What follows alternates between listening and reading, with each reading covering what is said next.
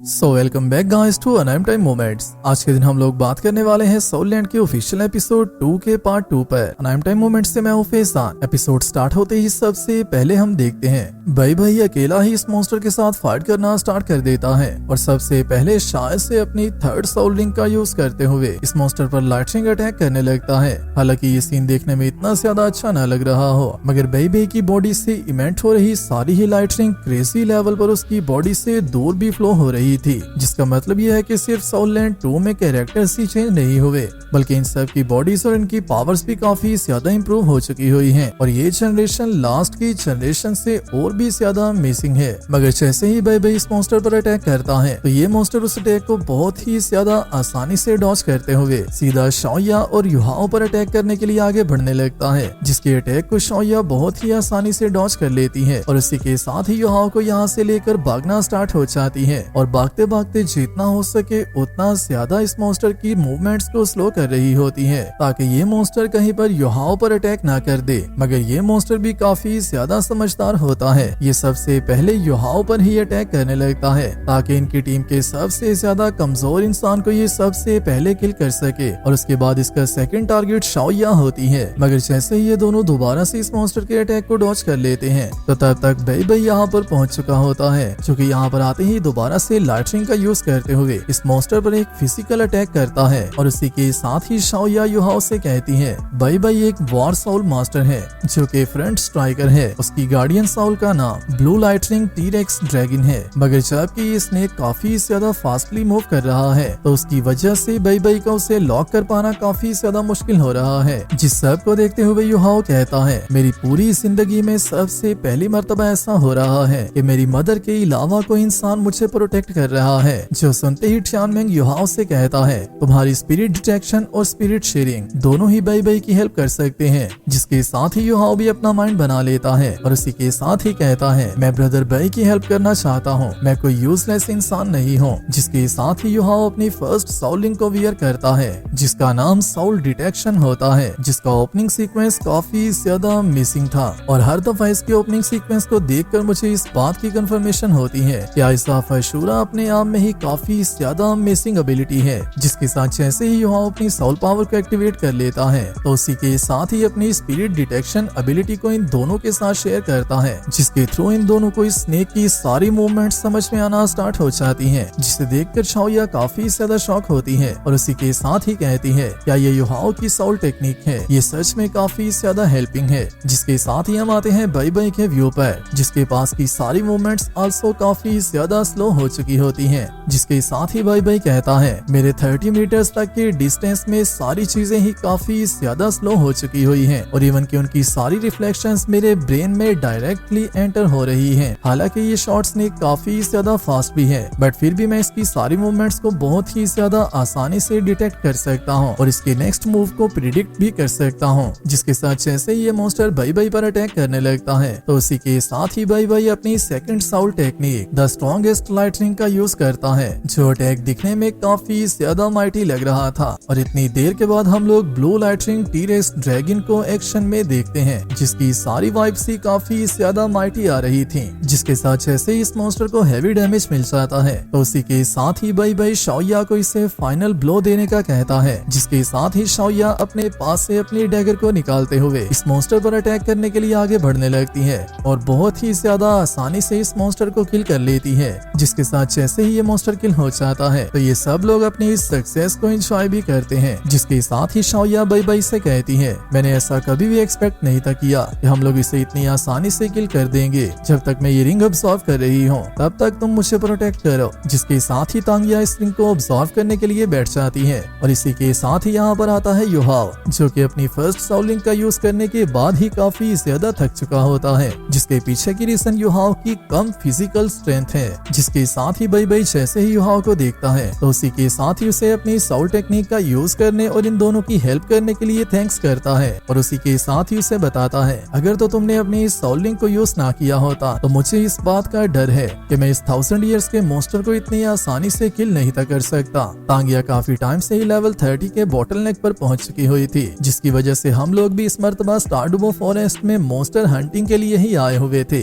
ताकि हम लोग तांगिया की थर्ड सोल रिंग जो कि उसे सूट कर करती हो उसे ढूंढ सके और तांगिया उसे एब्सॉर्ब कर सके। और इस मर्तबा तो तांगिया को सच में तुम्हें शुक्रिया अदा करना चाहिए, क्योंकि तुमने हम सब की सबसे ज्यादा हेल्प की है। जिसके साथ ही युहाओ इन दोनों से कहता है, मुझे इसकी कोई भी जरूरत नहीं है। सबसे पहले तो तुम लोगों ने मुझे बचाया था, जिसकी वजह से मैंने सिर्फ अपनी फेवर को रिटर्न किया है। मगर सिस्टर शाओया की गार्डियन साउल क्या है? जिसके साथ ही बाई बाई उसे बताता है, तांगिया की guardian Saul blue silver grass की है। जो सुनते ही युहाओ कहता है, ब्लू सिल्वर ग्रास सी गॉड तांगसेन जिसने के तांग्स क्लैन को फाउंड किया था, उसकी गार्डियन साउल भी ब्लू सिल्वर ग्रास की ही थी। जो सुनते ही बाई बाई कहता है, क्या तुम्हें भी सी गॉड तांगसेन के बारे में पता है?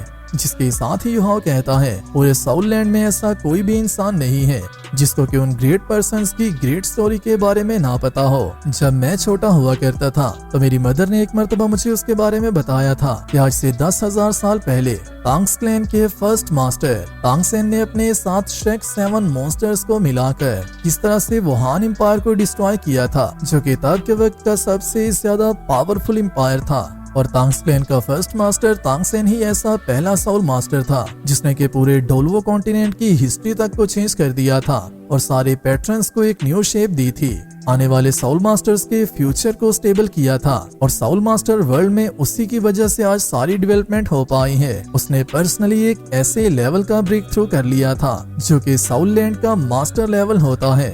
और तांगसेन पहला ऐसा इंसान बना था जो कि हायर बीइंग्स में भी इमोर्टल है। जो सुनते ही बाई बाई उसकी सारी बातों पर एग्री करता है और उसी के साथ ही कहता है, शाओया की ब्लू सिल्वर ग्रास का टैलेंट बहुत ही ज्यादा अच्छा है। मगर अगर बात की जाए ब्लू सिल्वर एम्परर एंसेस्टर तांगसेन की, तो इन दोनों की ब्लू सिल्वर ग्रास में फिर भी काफी ज्यादा गैप है। तो इस गैप के पीछे की रीजन मैं आप सबको बताता चलूं। तांगसेन और तांगिया दोनों ही ब्लू सिल्वर ग्रास को पोसेस करते हैं और इन दोनों की मार्शल सोल ही वो थी। मगर तांगिया और तांगसेन की मार्शल सोल में सिर्फ इतना सा फर्क है कि तांगसेन की blood line blue silver emperor blood line थी, मगर वहीं पर तांगिया की ब्लड लाइन अभी तक एम्प्रेस ब्लड लाइन नहीं है, जिसकी वजह से इन दोनों की ब्लू सिल्वर ग्रास में काफी ज्यादा गैप है। जिसके साथ ही युहाओ बाई बाई से पूछता है, तो आखिरकार तांगिया क्या करती है? जिस पर बाई बाई उसे बताता है, तांगिया अभी की करंटली तांग्स क्लैन की मास्टर है। जो कि सुनकर इवन मैं भी काफी ज्यादा शॉक हुआ था कि तांगिया तांग्स क्लैन की मास्टर है।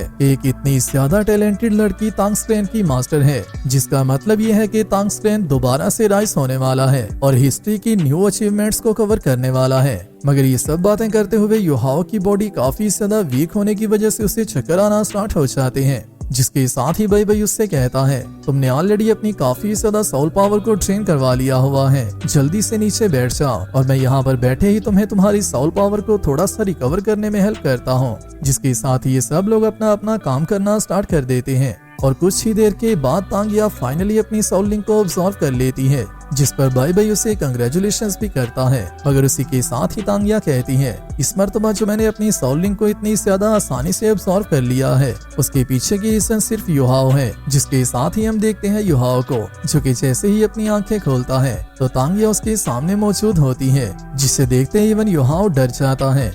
मगर इसी के साथ ही तांगिया उससे कहती है कि मैं इतनी ज्यादा क्यूट हूँ कि तुम मुझे देखकर शॉक हो गए हो। जिसके साथ ही तांगिया युहाओ को कहती है, मैं तुम्हें ये पूछ रही हूँ कि क्या तुम मेरे तांग्स क्लैन को ज्वाइन करने के लिए रेडी हो? तांग्स क्लैन हमारे साउथ लैंड और डोलवो कॉन्टिनेंट का नंबर 1 क्लैन हुआ करता था और उसी के साथ ही साथ हमारे तांग्स क्लैन की सीक्रेट आर्ट्स तुम्हारी ट्रेनिंग के लिए काफी ज्यादा सूटेबल रहने वाली है। जिसके साथ ही तांगिया अपने पास से श्वानटियान रिकॉर्ड्स को बाहर निकाल लेती है, जिसके अंदर गोस्ट शैडो स्टेप मौजूद होते हैं, डेविल पर्पल आइस मौजूद होती हैं, श्वान यूज हैंड और भी काफी ज्यादा तांग्स क्लैन की सीक्रेट टेक्निक्स मौजूद होती हैं। जिसके साथ ही तांगिया कहती है, हालांकि अभी के लिए हमारा तांग्स क्लैन दिखने में काफी ज्यादा वीक लग रहा है, मगर तुम्हें परेशान होने की जरूरत नहीं है, क्योंकि मैं अभी भी तांग्स क्लैन की मास्टर हूँ और उसी के साथ ही साथ बाई बाई मेरा डिसाइपल है, जिसकी वजह से हमारा आने वाला फ्यूचर दोबारा से ब्राइट होने वाला है। जिसके साथ जैसे ही तांगिया अपनी बात को आगे बढ़ाने लगती है तो उसे रोकते ही युहाओ उससे कहता है, मैं तुम्हारे क्लैन को ज्वाइन करने के लिए तैयार हूँ। जो सुनते ही इवन तांगिया भी काफी ज्यादा शॉक हो चुकी होती है। जिसके साथ ही युहाओ उससे कहता है, मैं तुम्हारे तांग्स क्लैन को ज्वाइन करने के लिए सच में तैयार हूँ, क्योंकि मेरे पास फैमिली तो मौजूद नहीं है, उसी के साथ साथ मेरा टैलेंट भी काफी ज्यादा बुरा है।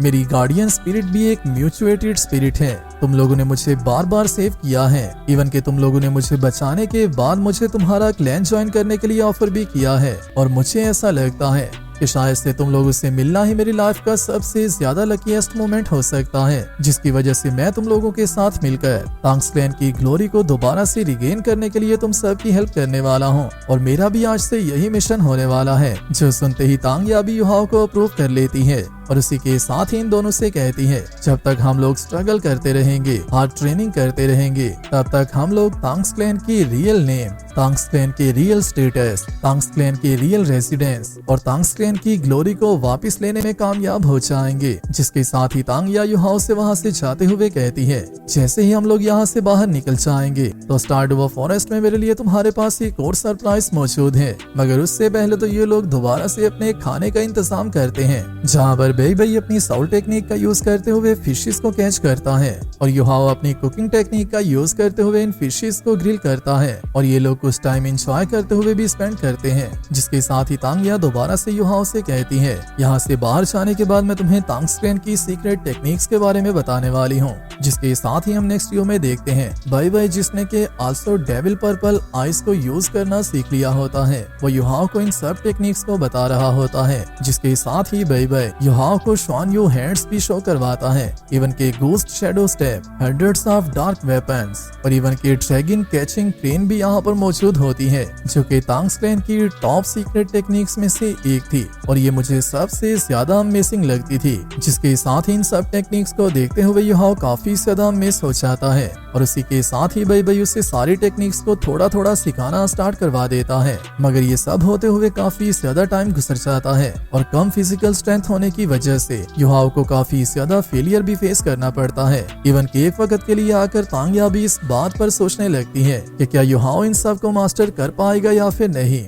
जिसके साथ साथ जैसे जैसे टाइम स्पेंड होता जाता है तो ये लोग अपनी नेक्स्ट जर्नी को कंटिन्यू करते करते अपनी प्रैक्टिस भी करते जा रहे होते हैं। और इसी के साथ ही बाई युहाओ की मेरिडियंस को ओपन करने लगता है, जो कि आल्सो तांग्स क्लैन की एक टेक्निक थी। जिसके साथ ही बाई इस सब प्रोसेस के दरमियान कहता है, युहाओ की मेरिडियंस काफी ज्यादा नैरो और काफी ज्यादा थिन थी। उसी के साथ ही साथ मेरिडियंस एक दूसरे के साथ अच्छे से कनेक्ट होकर काम ही नहीं थी कर पा रही और युहाओ ने उन सब को अच्छे से मैनेज ही नहीं था किया हुआ। इवन के युहाओ का फिजिकल टैलेंट भी काफी ज्यादा कम है। जिसके साथ ही ये लोग दोबारा से अपनी जर्नी को कंटिन्यू करते हैं, जिस जर्नी में आल्सो युहाओ को काफी ज्यादा मुश्किल हो रही होती है। काफी ज्यादा स्ट्रगल करने के बाद ये लोग फाइनली अपने मेन पॉइंट की तरफ पहुंच रहे होते हैं। जिसके साथ जैसे ही ये लोग जंगल से बाहर आ जाते हैं तो इन सब को नेक्स्ट ट्रैवल करने के लिए सवारी भी मिल जाती है, जहाँ पर रेस्ट करते हुए, एंजॉय करते हुए, ट्रैवल करते हुए, अपनी जर्नी करते हुए ये लोग फाइनली अपने डेस्टिनेशन पॉइंट पर पहुंच जाते हैं,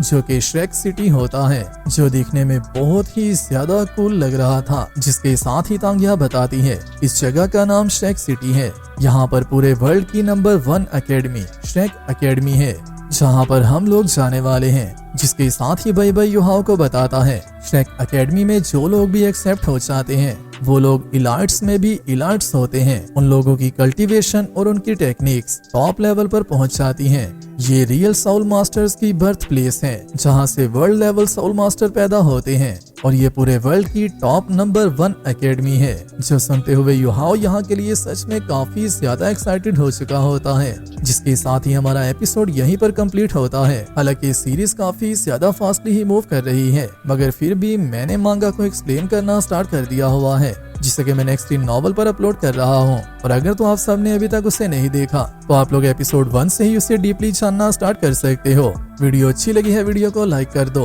और नेक्स्ट आने वाली वीडियो के लिए चैनल को सब्सक्राइब लाजमी कर लेना। मैं मिलता हूँ आप सबसे नेक्स्ट वीडियो में, तब तक अपना और अपने प्यारों का ख्याल रखियो।